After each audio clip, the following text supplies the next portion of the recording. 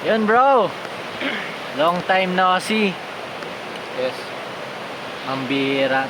Tagal kitang hindi nakita, na-miss kita na sobra bro. Tagal ba? Ayan bro, kamusta na yung buhay-buhay natin at matagal tayong hindi nagkita. Siyempre, alam mo naman, tayo ang magkasama ng ilang buwan sa apartment. Tayo ang magkaungungan. Kung saan ka pumunta, nandun ako. Kung saan ako pumunta, nandun ka. Oo. So, marami rin naghahanap sa akin sa iyo. Kamusta ka na bro? Okay naman si Pong. Okay naman po si Pong. May mga kailan-ilan na pinagdadaanan lang personally. Hindi mo Siyempre, yan. tao rin tayo. And may mga pagsubok na kinakaharap. May mga suliraning hinaharap. Oo. So, ayun. And, pero thankful pa rin and grateful pa rin ako sa mga tao. Patuloy na sumusuporta, sa patuloy na Nangangamusta. nagpapahatid ng ano nila, yung parang Sympathy. sympathy. And yun nga, nangangamusta. Ikaw, gaya mo. And may mga nagme-message yun sa akin, kinakamusta ako, kamusta ka na Pong, ganyan. So, grateful ako din. And also kay God. Bro. Kasi di niya ako pinabayaan. Kasi honestly, sa ilang araw, ilang linggo na nagdaan, naparaming beses na nakapag-isip ako na yung mga bagay na hindi dapat gawin. And kasi syempre akala ko that time bigat na, hindi na kaya, wala akong kakampi, wala akong kasama, walang malapitan. Nahiya na din ako sa inyo kasi ang tagal na nating hindi nagkikita, tapos bigla ako magpaparamdam sa inyo, hingi ng ganito ganyan, tulong, or parang biglang ano mo yun, parang lalapitan kayo. Parang nahiya ako sa inyo, kahit kila kuya, wala kalingap tag, nahiya ako. Kahit nga papasok ako, kaya medyo natagalan ako bro magpapasok. Kasi feeling ko pag pumasok ako ulit, hindi na tulad ng dati. And ayun nga, sa buhay ko naman, patuloy pa rin namang lumalaban kahit pa paano. Yes bro. And ayun nga, kaya nga sabi ko, thankful ako dahil kaya nandito ako ngayon kasi dahil sa mga tao na patuloy na titiwala sa akin. Bro. Titiwala na kaya ko, na may worth ako. Ayun nga. Kasi naisip ko na parang may halaga pa ba ako dito sa mundo? Ba't di na lang ako kunin ni Lord? Ganun na pumapasok yun sa isip ko bro. Seryoso yun? Oo. Pati kung ayaw pa akong kunin ni Lord, ako na lang kayang kumuha sa sarili kong parang gano'n. So all in all bro, si Pong, ang kapatid natin, mentally medyo exhausted siya.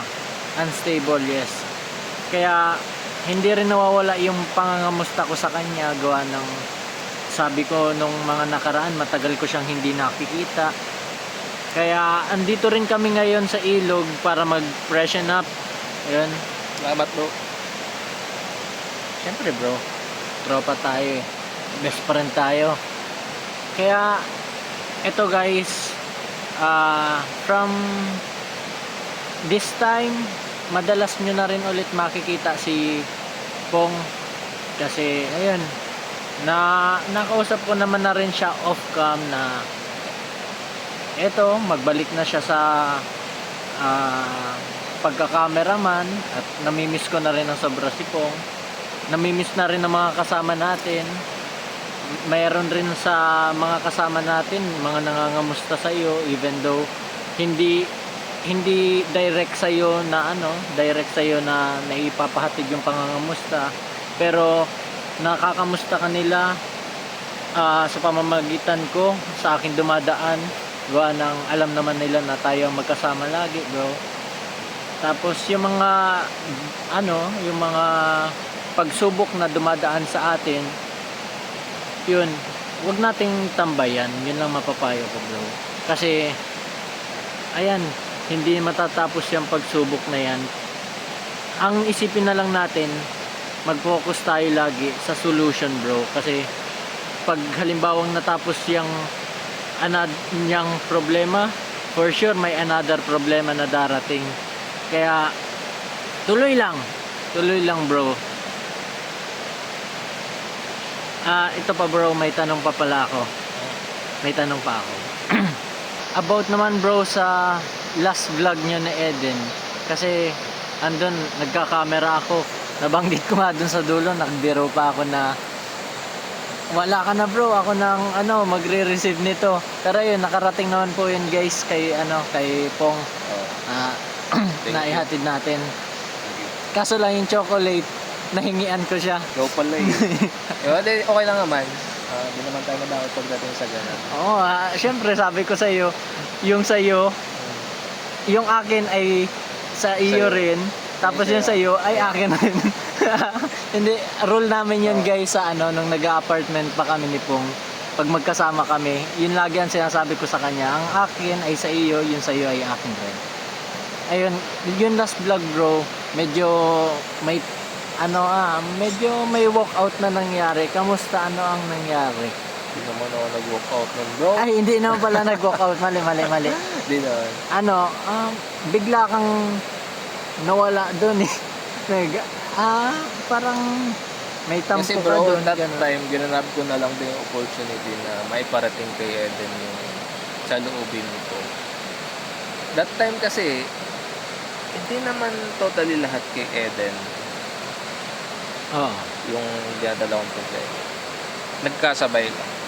Nag-asabay lang. Patong-patong lang lahat. Kumbaga masyadong mabigat na. And then ayun nga, sabi ko, mabuti na parating ko na lang din sa kanya. And I know, kasi ako, gusto ko lang naman din tulungan din si Eden. Pero, ayun nga, ako naman, kung ano yung mangyari sa amin ahead, tanggapin ko na lang din if matitigil yung love team, then so be it. For me ako okay po si Eden, pero ayoko nang patagalin yung ganito. Tapos parang ayun nga na may, syempre knowing na may mga supporters na nag-expect na maging okay sana, pero kasi po tao lang din po kami, and napapagod din, exhaust din kung kayo ay sa mga workers, napapagod din, and ganun din po kami, hindi lang physically, mentally, emotionally exhausted na. So hindi ko alam kung hanggang kailan ko pa kakayanin na magstay sa love team, kasi kung sakaling magtuloy-tuloy yun, ang hirap na parang na lang, sa pilitan na lang ginagawa ko. Mas okay pa rin naman yung gumagawa ka ng bagay na yung hindi dahil sa napipilitan ka, pero ayoko din naman ng ganun na gawin ko kay Eden. Kasi gusto ko pa rin naman maging sincere sa lahat ng yung sincerity, hindi lang naman yan parang sa mga positive na bagay. May mga sincerity naman na nangyayari sa mga bagay na parang negative. So naintindihan ko yung point mo doon, since hindi naman tayo lahat na ganun kalakas, kailangan rin natin ng pahinga. Tapos kung may kailangan ko talaga may mga bagay na maapektuhan, kung may mga bagay na maapektuhan, pwedeng iparada muna natin ang ibang bagay, di ba? Oh, para makabawi man lang tayo. So, kung saan tayo dadalhin ng panahon, di ba? Ang iniisip ko lang bro, yung mga taong nagpakita sana ng generosity, trust, Oh. alam mo yun, na binigay din sa akin. Tapos parang madi-disappoint ko. Eh, isa pa, Nakakatakot na may ugali ma-disappoint. kasi ako bro na parang may pagka people pleaser din ako. Oo. So, ayokong mangyaring ganun. Kaya doon ako na minsan din na parang iniisip kong masyado, paano ko kaya may babalance? Paano ko kaya masasabi sa kanila na di ko na kaya mentally ang sitwasyon. So,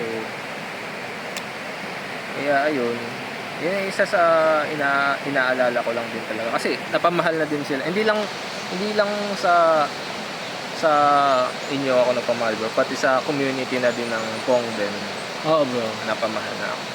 So, parang ang hirap din silang iiwan sa part ko. Pero wala akong magawa. Kasi, ayun nga, parang hindi ko na kakayanin. Pero bro, lagi natin isipin na yung pagmamahal, ang pagmamahal na tunay ay unconditional. Kaya kung ano man ang maging desisyon ng bawat isa, kung saan man patungo yung mga pinagdaraanan natin, nandyan pa rin sila. Alam kong hindi sila mawawala dahil yung pagmamahal nila sa'yo is unconditional, whether kung ano man ang mangyari sa mga nangyayari ngayon. Yan, andyan pa rin yung suporta nila at suporta din namin ng mga kaibigan mo, kasi dito sa atin magkakapatid na tayo magkakapatid na yung turingan natin, even though hindi parehas ng dugo ang dumadaloy sa mga ugat natin, magkakapatid tayo, kapatid ang turingan natin. So andito lang kami, kung ano man yung problema mo na yan, malalapitan mo yun. Kung sino sa tingin mo makakatulong sa problema mo ngayon, yun ang lapitan mo. Kasi kung ang nalapitan mo sa problema mo ay hindi naman capable makatulong, maaari mag-say yan ng no, or hindi mag-grant yung request mo.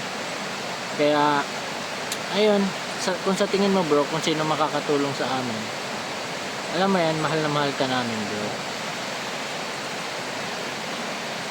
Magiging okay din ang lahat. So paano? Kaya saya ako Enjoy na lang natin muna tong ilog. Ayun guys, dahil family time ngayon sila Kalingap Rob, family time rin namin ngayon. Community, family time kami wow. Ngayon guys, dito sa ilog kami gawa ng, napapansin nyo, kakatapos lang ng bagyo, may mga tumba pang puno, pero safe naman dito. Tapos guys, ayun, dahil sobrang init, walang kuryente, walang signal, sayang naman yung panahon, kaya naakit ko rin dito si brother Pong. And let's go on to the next.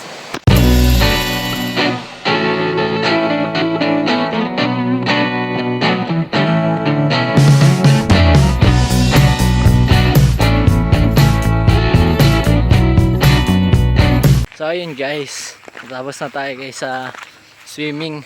Enjoy ka bro? Yes, of course. Kahit pa paano naman, nabawasan yung mga isipin. Thank you.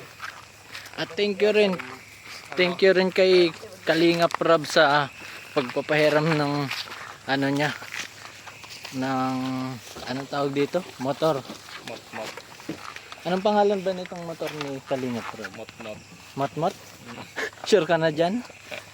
Ito kasi si Tardy ay. Si XC yan. Si XC. Ayan, papaalam na rin kami guys. Hanggang sa muli. Peace. God bless.